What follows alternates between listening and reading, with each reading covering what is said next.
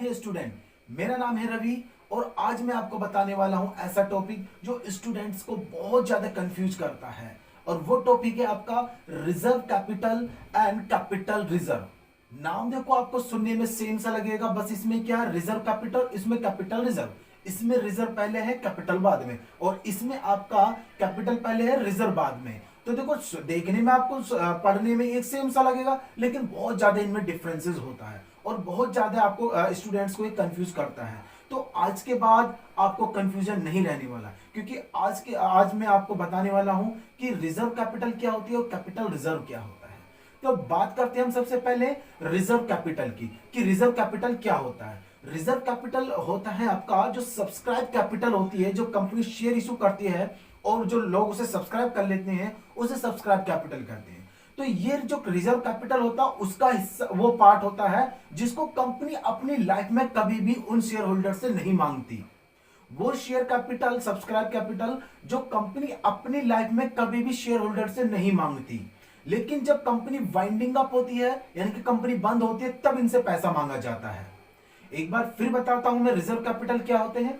ये reserve capital वो होते हैं जब कंपनी जो शेयर कैपिटल है कंपनी की, कंपनी शेयर इशू करती है और लोग जो उसे सब्सक्राइब करते हैं शेयर होल्डर्स, और जो सब्सक्राइब करते हैं, और जो सब्सक्राइब कैपिटल होती है उसे कहते हैं, सब्सक्राइब कैपिटल कहेंगे उसे हम। जो सब्सक्राइब कैपिटल का ये वो पार्ट होता है जो कभी भी कंपनी अपनी लाइफ में नहीं मांगती। सब्सक्राइब कैपिटल का कौन सा पार्ट होता है कि जो जिसको कंपनी अपनी लाइफ में कभी भी नहीं मांगती है, लेकिन कब मांगती है, जब कंपनी वाइंडिंग अप होती है या कंपनी जिसे कंपनी बंद कर या कंपनी बंद होती है तब इनसे ये पैसा मांगा जाता है। वहीं जो रिजर्व कैपिटल रिजर्व होता है वो क्या होता है, कैपिटल रिजर्व कहां से बनाया जाता है, ये कैपिटल रिजर्व बनाया जाता है जो कैपिटल लेजर की आपकी ट्रांजैक्शन होती है, कैपिटल लेजर का आपको प्रॉफिट होता है, उनसे बनाया जाता है ये कैपिटल रिजर्व। जो कैपिटल रिजर्व है आपका कहां से, कौन सी कैपिटल लेजर का प्रॉफिट कैसा हो सकता है, जैसे कि आपने कोई एसेट सोल्ड करी, उस पर आपको प्रॉफिट हो गया तो आप उसको कैपिटल रिजर्व में ट्रांसफर कर सकते हो। और अगर आपने सपोज करो कोई बिजनेस परचेज कर रहे हो, कोई रनिंग बिजनेस है, दूसरा कोई आपकी कंपनी को रनिंग बिजनेस परचेज कर रही है और उसको परचेज करने में आपको प्रॉफिट हो गया, जो वो प्रॉफिट हो गया वो कैपिटल नेचर का प्रॉफिट कहलाएगा, उससे भी आपका कैपिटल रिजर्व बनेगा। एंड अगर कंपनी क्या करती है, शेयर इशू करती है, शेयर इशू करती है कंपनी, शेयर फॉरफिटेड भी करती है, यानी कि जब्त कर लेती है, छीन लेती है शेयर होल्डर से। जब शेयर होल्डर कोई पैसा नहीं देता है कंपनी का तो कंपनी उनकी मेंबरशिप कैंसिल कर देती है और उन शेयर को रिजेक्ट कर देती है और उनसे छीन लेती है। तो जो उनको फॉरफिटेड करने पर कंपनी को प्रॉफिट होता है शेयर्स को, तो वो प्रॉफिट भी कंपनी कैपिटल रिजर्व में ट्रांसफर कर देती है। तो ये तो थी इनकी छोटी सी डेफिनेशन दोनों की, रिजर्व कैपिटल की एंड कैपिटल रिजर्व की।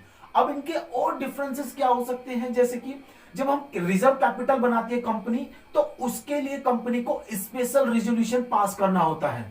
क्या करना होता है, स्पेशल रेजोल्यूशन पास करना होता है रिजर्व कैपिटल बनाने के लिए। लेकिन जो आपका कैपिटल रिजर्व होते हैं उनको कोई रेजोल्यूशन पास करने की जरूरत नहीं कंपनी को उसको बनाने के लिए। कैपिटल रिजर्व बनाने के लिए कंपनी को कोई रेजोल्यूशन पास करने की जरूरत नहीं है, लेकिन जो रिजर्व कैपिटल है उसको बनाने के लिए कंपनी को स्पेशल रेजोल्यूशन पास करना होता है। उसमें स्पेशल अथॉरिटी ऑथराइज करना होता है कि हाँ इनसे पैसा नहीं मांगा जाएगा, रेजोल्यूशन पास करना होता है। वहीं पर ये जो रिजर्व कैपिटल होते हैं ये मैंडेटरी नहीं होते हैं आपके बनाने कंपनी को, कि कंपनी को रिजर्व कैपिटल बनाना ही बनाना है, जी नहीं, कोई मैंडेटरी नहीं है कंपनी के लिए। लेकिन कंपनी को कैपिटल रिजर्व बनाना मैंडेटरी है। अगर उसको कैपिटल प्रॉफिट हुआ है, कैपिटल नेचर का कंपनी को प्रॉफिट हुआ है तो उसको कैपिटल रिजर्व बनाना ही पड़ेगा।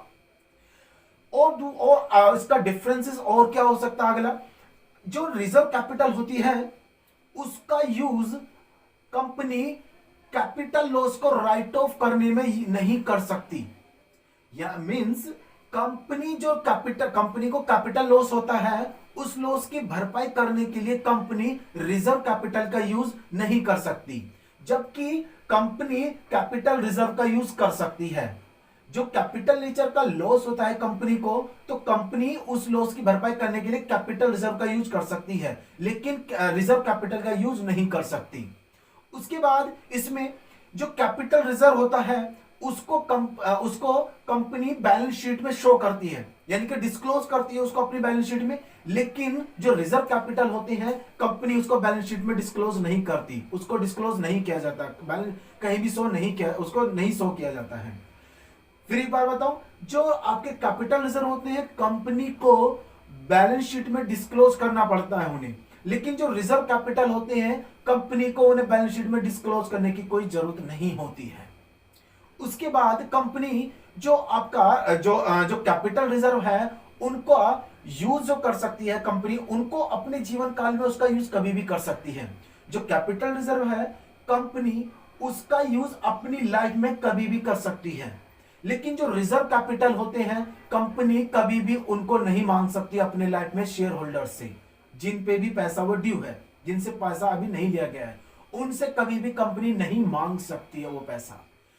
कब मांगेगी? जब कंपनी वाइंडिंग अप होएगी या कंपनी बंद होएगी, तब ये पैसा मांगा जाएगा उनसे।